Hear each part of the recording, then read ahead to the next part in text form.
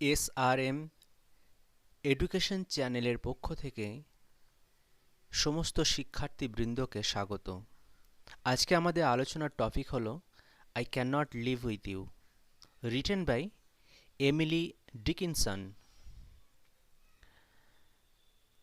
আমরা আজকে এমিলি ডিকিনসনের লেখা I cannot live with you এই কবিতাটা আলোচনা করব। প্রথমে আমরা এমিলি ডিকিনসন সম্বন্ধে একটু জেনে নিই। এমিলি ডিকিনসন 1830 খ্রিস্টাব্দে 10ই ডিসেম্বর জন্মগ্রহণ করেন এবং তার জন্মস্থান হচ্ছে ইউনাইটেড স্টেটের আমহার্স্টে এবং তার মৃত্যু 15ই মে 1886 খ্রিস্টাব্দ।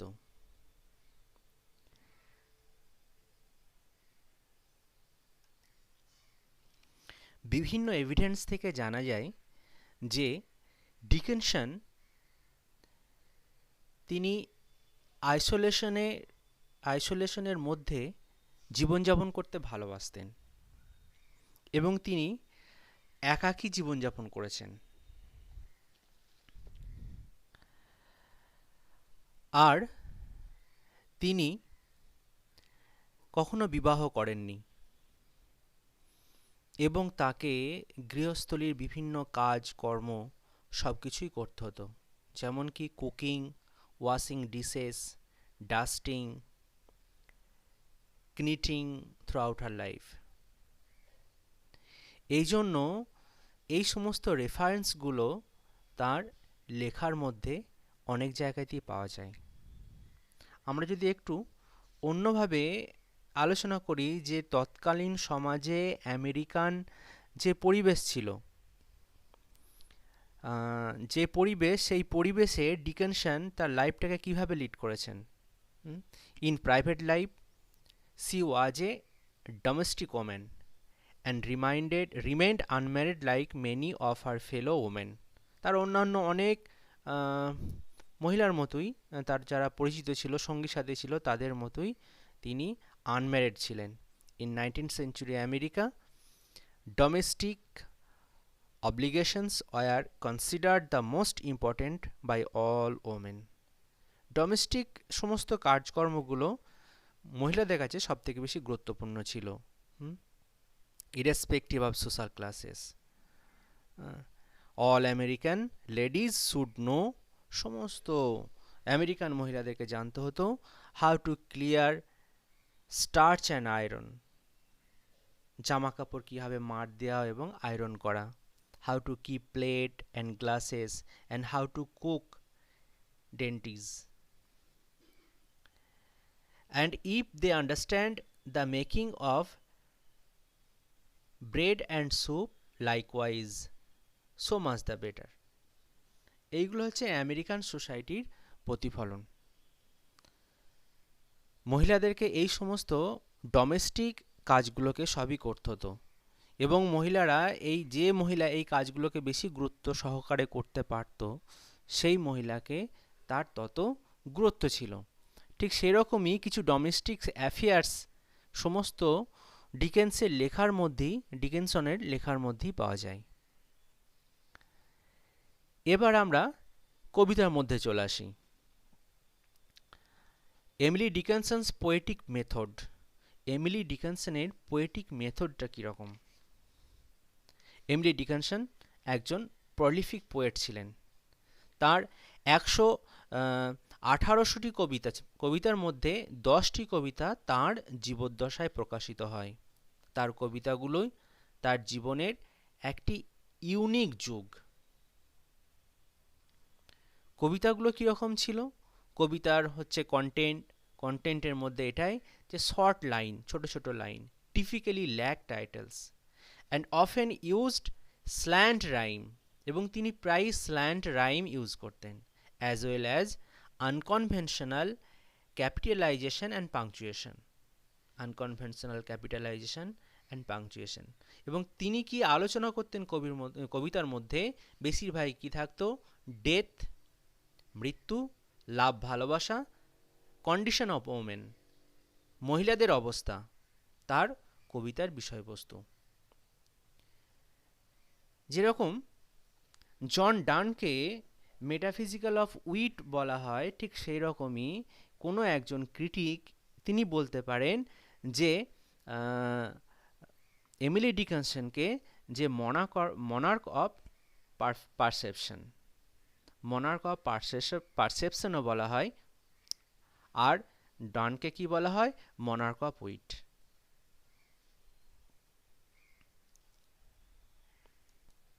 এই সমস্ত ছাড়াও এমিলি ডিকিনসনের কবিতার মধ্যে আরও কতকগুলি বৈশিষ্ট্য পাওয়া যায়। অন্যান্য সোর্স থেকে জানা গেছে, সেই সোর্সের মধ্যে পাওয়া গেছে domestic activities, industry and warfare and law and economy.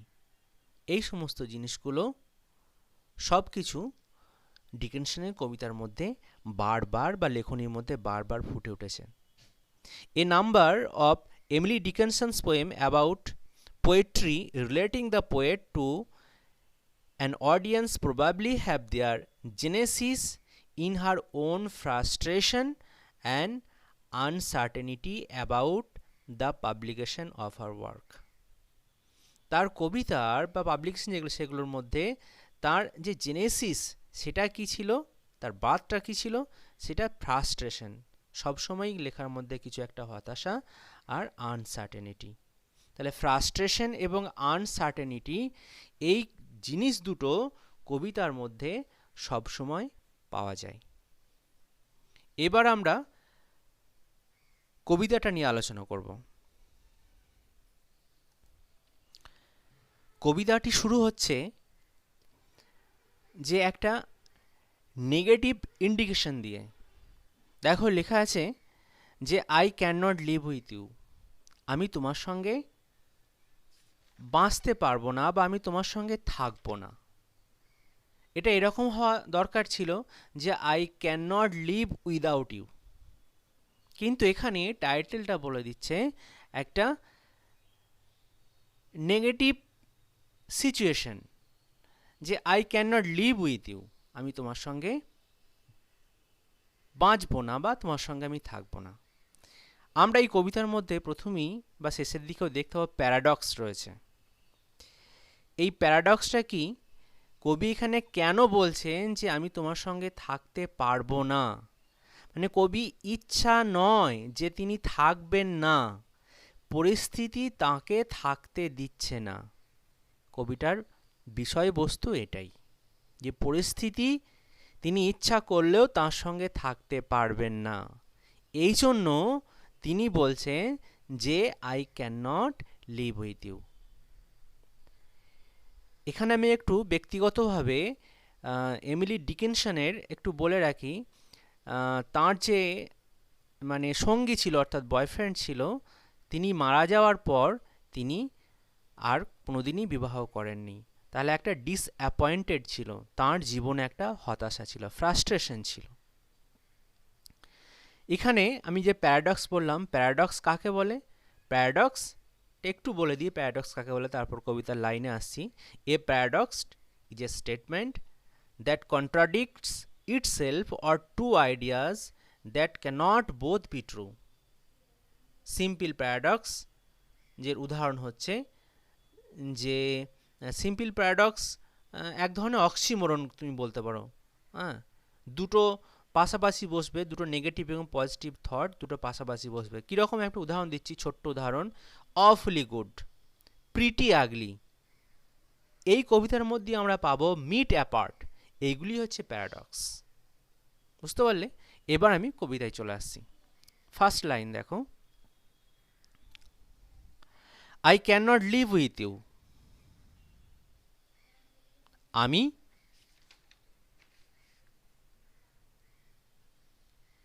তোমার সাথে থাকতে পারবো না বা বাঁচতে পারবো না। It would be a life, এটা একটি জীবন হবে। And life is over there, এবং জীবনটি সেখানে, কোথায়? বিহাইন্ড দ্য সেলফ, ঠিক তাকের পিছনে। তাহলে এই চারটে লাইনে মানে দেখো যে I cannot live with you, আমি তোমার সঙ্গে থাকতে পারবো না বা বাঁচতে পারবো না।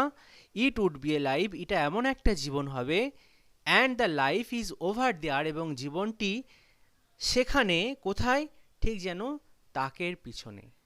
সেলফ মানে কি তাক, তাকের পিছনে। আমি আগেই বললাম কবিতাটা শুরু করার আগে যে ডোমেস্টিক যে অ্যাফেয়ার্সগুলো থাকে সেই অ্যাফেয়ার্সগুলোকে পারফর্মস করতে হতো তৎকালীন ইউনাইটেড স্টেটের মহিলাদেরকে। এখানে দেখো সেলফ পেয়ে যাচ্ছ, আরও উদাহরণ পাবে যে ডোমেস্টিক অ্যাফেয়ার্স কী কী আছে। তাহলে ফার্স্ট স্ট্যান্ডারটা নিশ্চয়ই তুমি বুঝতে পারলে যে আমি তোমার সঙ্গে বাঁচতে পারবো না, কারণ জীবনটা একরকম হবে আর জীবনটা সেখানে কোথায়, ঠিক যেন তাকের পিছনে। নেক্সট স্ট্যান্ডার দেখো, the sexton keeps the key two,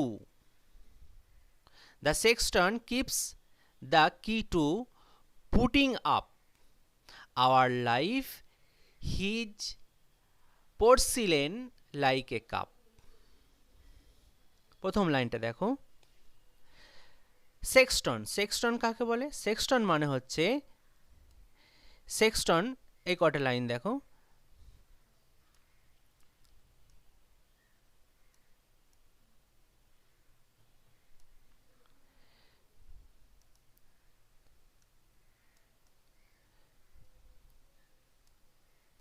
সেক্সটন মানে গির্জার যিনি দেখাশোনা করেন,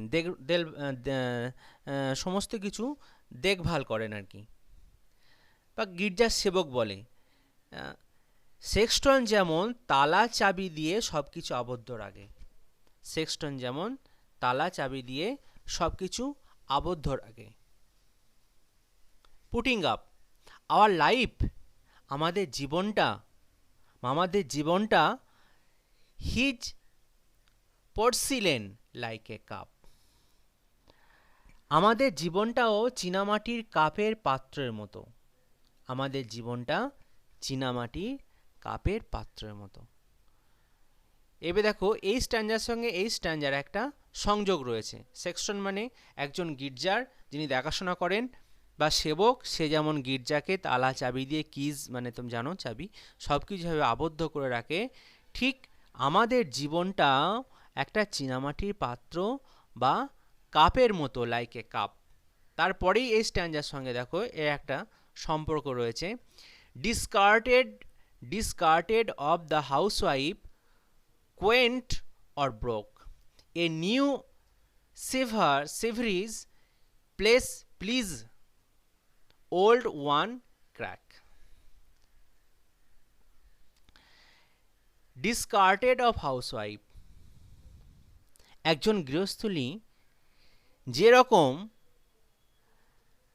quaint or broke, quaint মানে অদ্ভুত এবং ভাঙা জিনিসগুলো কি করেন, ডিসকার্টেড মানে সরিয়ে রাখা, জিনিসগুলোকে তিনি যেভাবে সরিয়ে রাখেন, জিনিসগুলোকে যেভাবে কি করেন, সরিয়ে রাখেন। A new সেভার্স please old one crack, এবং ভাঙা পাত্রের স্থানটাকে একটা নতুন পাত্র পূরণ করে।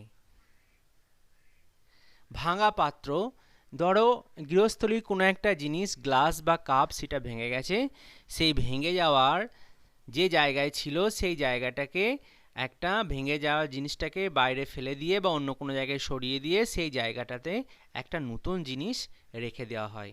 এইটা গৃহস্থলীর কি করে, হাউস ওয়াইফরা এই কাজটা করে।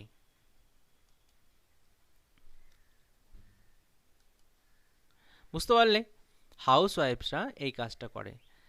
নেক্সট স্ট্যান্জা দেখো, I cannot die with you, তারপর আবার কি বলছে যে আমি তোমার সঙ্গে মরতে পারবো না।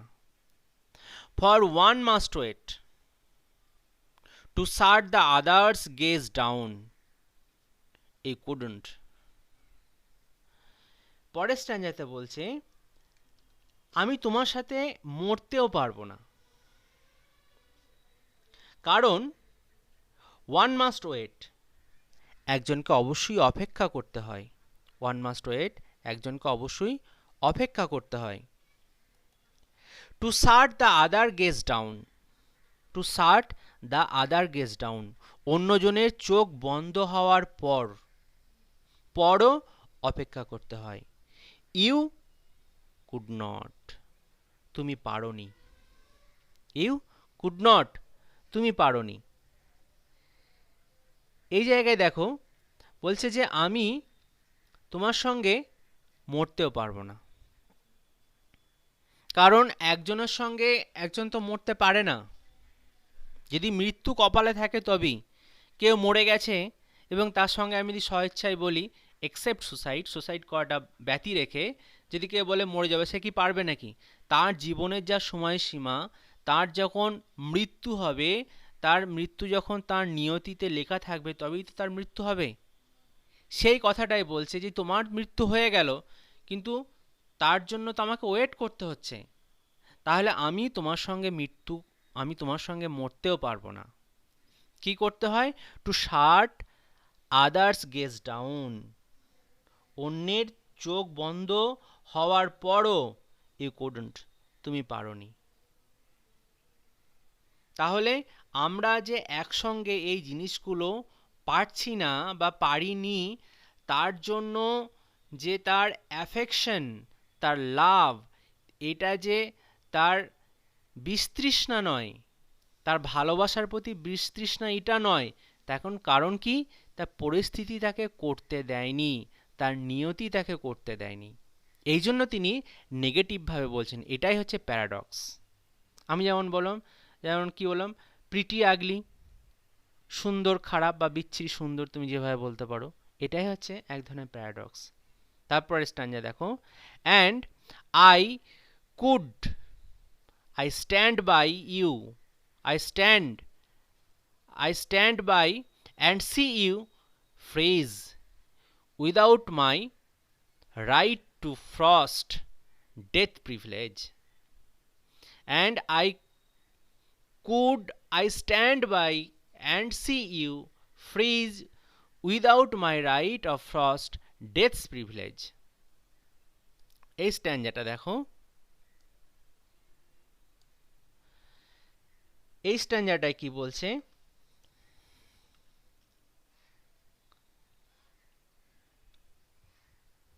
আমি তোমার সঙ্গে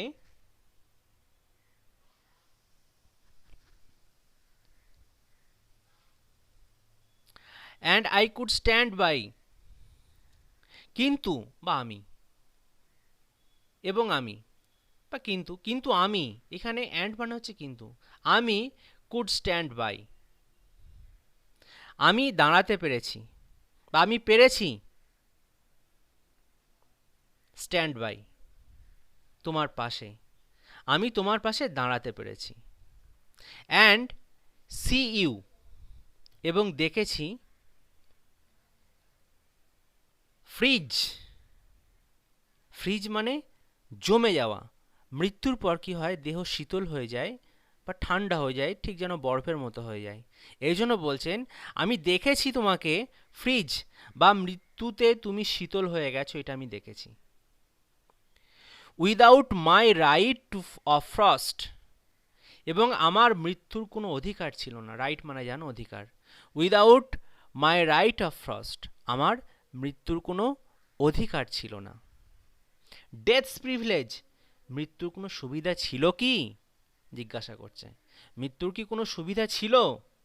না, ছিল না। তাহলে এই জিনিসগুলো যখন ছিল না, তাহলে তোমার সঙ্গ দিতে আমি পারিনি। এই স্ট্যান্জাটা এখানে দেখো, যে জিনিসটা গেজ, গেজ যে শব্দটা, এই শব্দটা, the word gaze implies that there is something sustaining about the act of looking upon another with লাভ।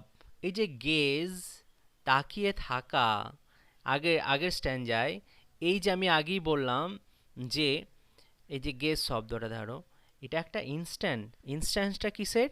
যে sustainings about the act of looking up another with love. It is that which creates life.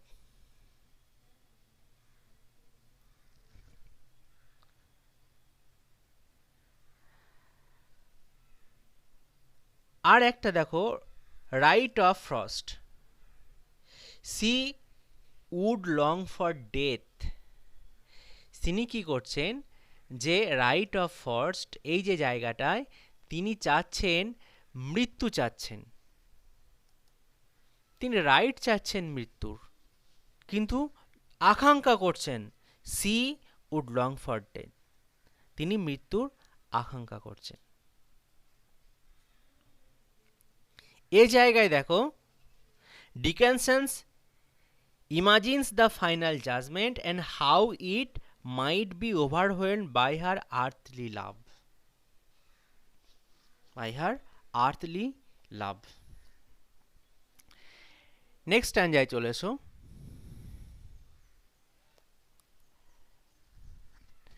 Nor could I rise with you. Nor could I rise with you because your face would put out Jesus that new grace. এই স্ট্যান্জায় কি বলছে,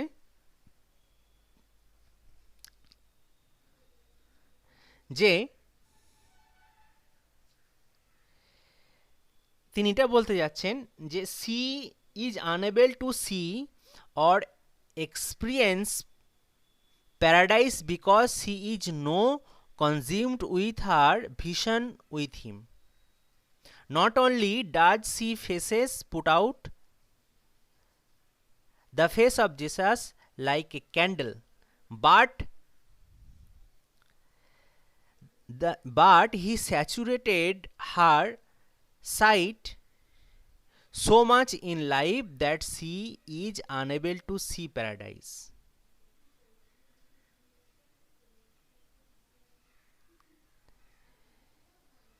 এই জায়গায় দেখো কি বলতে যাচ্ছেন, যে আই নর কুড আই রাইজ, আমি তোমার সাথে উঠতেও পারবো না, আমি তোমার সাথে উঠতেও পারবো না, উইথ ইউ তোমার সাথে, বিকজ ইয়োর ফেস, কারণ তোমার মুখটা, would put out, put out মানে নিভিয়ে দেওয়া, এটা ফ্রেজাল ভার্ব, পুট আউট মানে নিভিয়ে দেওয়া, phrasal verb, your face would put out Jesus with new grace, কারণ তোমার মুখ, ইয়োর ফেস, তোমার মুখ কি করবে, জেসাসের মুখের যে সৌন্দর্য বা জেসাস ক্রাইস্টের মুখের যে সৌন্দর্য সেটাকে মলিন করে দেবে। অর্থাৎ তোমার মুখটা এত উজ্জ্বল হবে এবং জেসাসের যে মানে মুখটা, সেই মুখটাকে মলিন করে দেবে, তোমার মুখটার উজ্জ্বল, তোমার মুখটার খুব উজ্জ্বল, সেই উজ্জ্বলটা উইথ নিউ গ্রেস, সৌন্দর্যের দ্বারা, বা তোমার মুখের উজ্জ্বলরা সেটাকে দূর করে দেবে বা সেই জিনিসটাকে আরো মলিন করে দেবে, বুঝতে পারলে? ওই জন্য আমি তোমার সঙ্গে উঠতেও পারবো না। আর যদি তোমার মুখটা আমার কাছে যদি সব থেকে বেশি ইম্পর্টেন্ট হয়ে যায়, তোমার মুখটা যদি জেসাসের থেকেও বেশি আমার কাছে ইম্পর্টেন্ট হয়ে যায়, তাহলে তো আমি তো প্যারাডাইসের যে পারসেপশন বা প্যারাডাইসের যে আস্বাদন, সেটা তো আমি পাবো না, সেটা তো গ্রহণ করতে পারবো না, স্বর্গের যে সৌন্দর্য সেটা তো আমি উপভোগ করতে পারবো না, সেই জন্য আমি তোমার সঙ্গে উঠতেও পারবো না, বুঝতে পারলে? তারপরে স্ট্যান্জা দেখো, glow plain and foreign on my homesick I, except that you than he shone closer by. এখানে কি বলছে দেখো,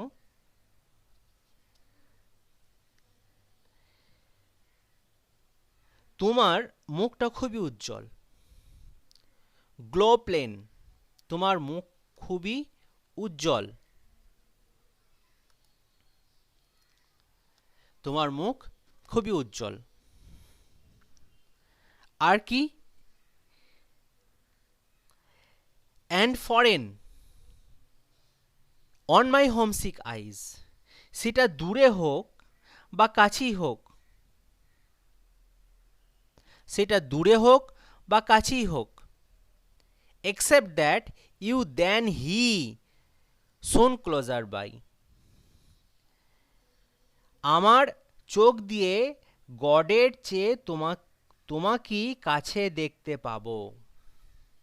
আমি যদি দেখতে চাই গডকে, কিন্তু তোমার মুখের যে উজ্জ্বলতা এত বেশি, সেটা গডের চেয়ে তোমাকেই আমি বেশি দেখতে পাবো।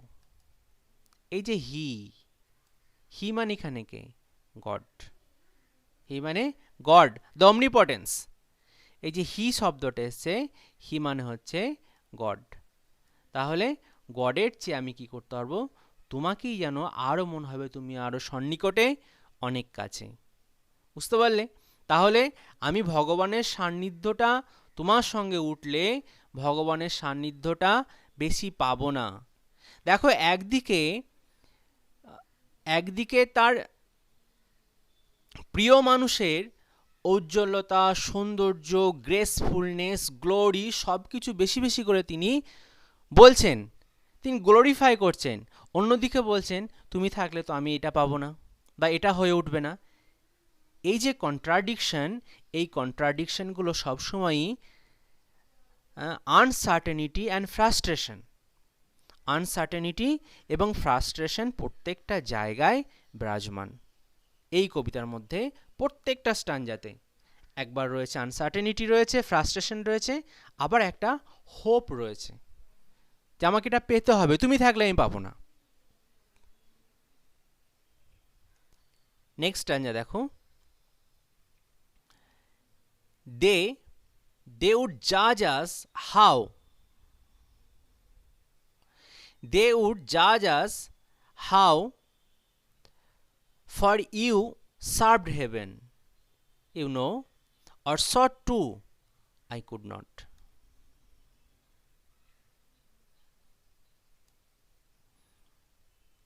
I could not. এই স্টানজা দেখো, they would judge us, তারা আমাদেরকে বিচার করবে। আস মানে আমাকে এবং তোমাকে, তার প্রিয় মানুষকে। তারা কি করবে? আমাদেরকে বিচার করবে। কারা এখানে তারা? দে বলতে কারা? দেটা কারা? দে বলতে maybe friends, family or Trinity, এরা হতে পারে দে। তারা কি করবে? জাজ করবে, বিচার করবে। কাদেরকে? তাদেরকে। হাউ কিভাবে? ফর ইউ তুমি, সার্ভড হেভেন তুমি কিভাবে গডের সেবা করছো বা করেছো। সার্ভড হেভেন, হেভেন মানে এখানে দেখো এইচ একটা বড় হাতে দিয়েছে, গড। হেভেন বলতে এখানে গড। তুমি কিভাবে ভগবানের সেবা করেছো, ইউ নো, তুমি জানো। আই কুড নট, আমি সেটা করতে পারছি না। তুমি জানো সেটা আমি করতে পারছি না। কারণ because your saturated sight and I had no more eyes for sordid excellence as paradise. কারণ কি? বিকজ, কারণ ইউ স্যাচুরেটেড সাইট, তোমার চোখের যে চাহনি, তোমার যে সৌন্দর্য বা গ্লোয়িং, চোখের যে ঔজ্জ্বল্য, and I had no more eyes, এবং আমার যে সাধারণ বা পার্থিব চোখ, বা আমার সেরকম চোখ নেই। আই হ্যাভ নো মোর আইজ, আমার সেরকম দৃষ্টি নেই। অর্থাৎ তোমার চোখটা হেভেনলি চোখ, বা তোমার আইসাইটটা হচ্ছে হেভেনলি, আর আমার চোখটা হচ্ছে, আইসাইটটা হচ্ছে পার্থিব বা সাধারণ। এবং আমার যে সাধারণ বা পার্থিব চোখ, সেটা দিয়ে কি করতে পারবো না? For sordid excellence as paradise, সেটা দিয়ে প্যারাডাইসকে দেখতে পাবো না। এখানে দেখো, এই যে pair of sordid and excellence is a both metaphysical touch and a characteristics Dickinson moment of transforming an abstraction into its opposite with a odd chosen adjective. Sordid excellence, এই যে জায়গাটা সর্ডিড এক্সেলেন্স, সর্ডিড আমি যদি সাধারণভাবে বলি sordid মানে কি, sordid মানে হীন বা নোংরা এই ধরনের কিছু। এক্সেলেন্স, এক্সেলেন্স ভালো। এই যে পাশাপাশি দুটো ওয়ার্ড যে জাক্সট্রাপোজড হয়েছে, দুটো বসেছে, হ্যাঁ, এখানেই হচ্ছে মেটাফিজিক্যাল টাচ রয়েছে, এই জায়গাটাই হচ্ছে মেটাফিজিক্যাল টাচ। বুঝতে পারলে? আমি যে পড়াবার সময় বলেছিলাম যে মেটাফিজিক্যাল বলা হয়, আর তাকে কি বলা হয়, যে মনার্ক অফ উইট বলা হয় জন ডানকে, আর একে বলা হয় মনার্ক অফ পারসেপশন। তিনি যে পারসিভ করছেন এই সেই ঘটনাগুলো এখানে তুলে ধরা হয়েছে। তাহলে কি করছেন, সেই পার্থিব চোখ দিয়ে কি করতে পারবেন না, কবি প্যারাডাইসকে দেখতে পাবে না অ্যাজ প্যারাডাইস। নেক্সট স্ট্যাঞ্জা চলে এসো। And where you lost I would be, though my name rang loudest on the heaven fame. তারপর কি বলছে, and where you lost, এবং সেখানেও আমি তোমাকে হারাবো। পৃথিবীতে আমি তোমাকে যেভাবে হারিয়েছি, তোমার যে সান্নিধ্য আমি পাইনি বা তোমাকে যে কাছে পাইনি, ঠিক সেরকম সেখানেও হয়তো আমি তোমাকে হারিয়ে ফেলবো। সেখানেও তোমাকে আমি হারিয়ে ফেলবো। And where you lost I would be thought my name I would be though my name rang loudest,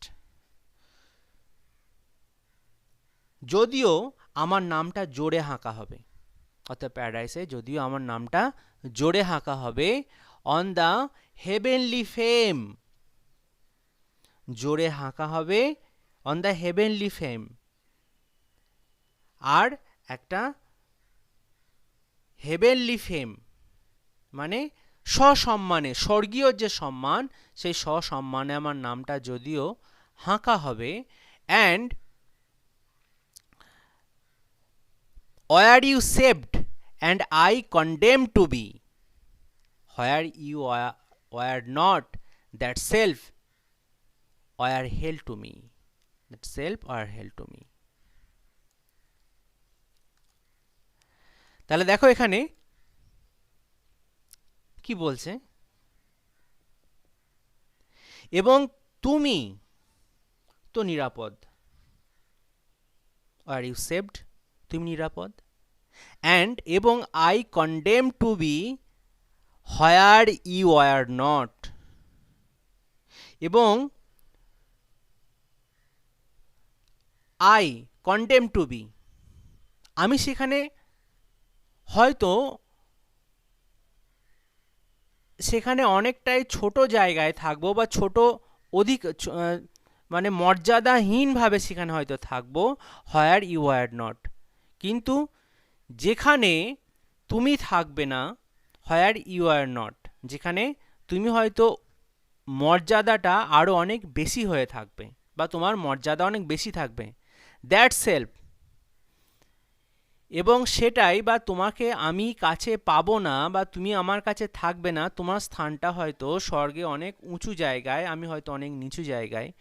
এইবার যদিও আমি স্বর্গে রয়েছি কিন্তু তুমি আমার সান্নিধ্যে থাকছো না, সেই সান্নিধ্যে না থাকাটাই আমার কাছে কি মনে হচ্ছে, ওয়ার হেল টু মি, আমার কাছে এটা নরক মনে হচ্ছে। দুজনেই স্বর্গে গেছে, হয়তো একজনার খুব উঁচু মর্যাদাযুক্ত স্বর্গে, একজন একটু নিচু জায়গায়, বা স্থানটা মর্যাদাটা একটু নিচু। এইবার দুজন দুজনকে যে পারসিভ করতে পারছে না, অনুভব করতে পারছে না, দেখতে পাচ্ছে না, কাছে পাচ্ছে না, এই জন্যই এখানে কি করছে, যখন দেখতে পাবে না সেটাই যেন মনে হবে তার কাছে এটা একটা নরক। এই জায়গাটা বলছে that self are hell to me, আর তুমি আমার কাছে না থাকাটা ঠিক যেন নরকের মতো, হেলের মতো, তুমি আমার কাছে না থাকাটা একবারে হেলের মতো।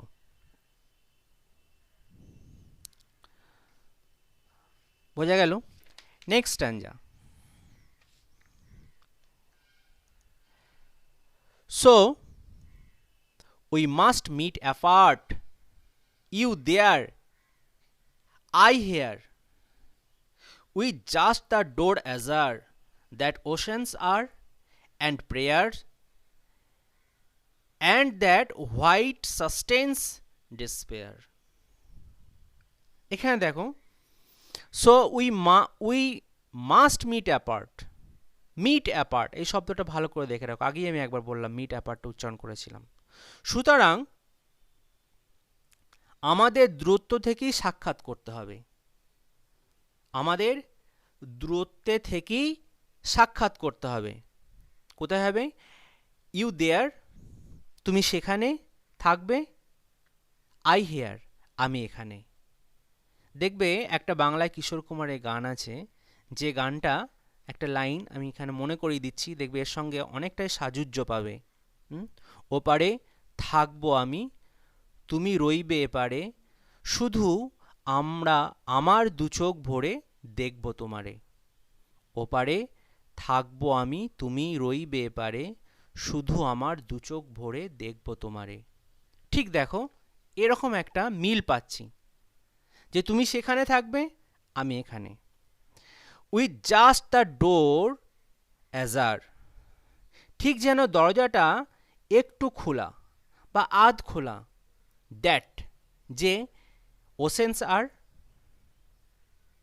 ঠিক যেমন সমুদ্রগুলো হয়ে থাকে, অ্যান্ড প্রেয়ার, এবং প্রার্থনার মতো।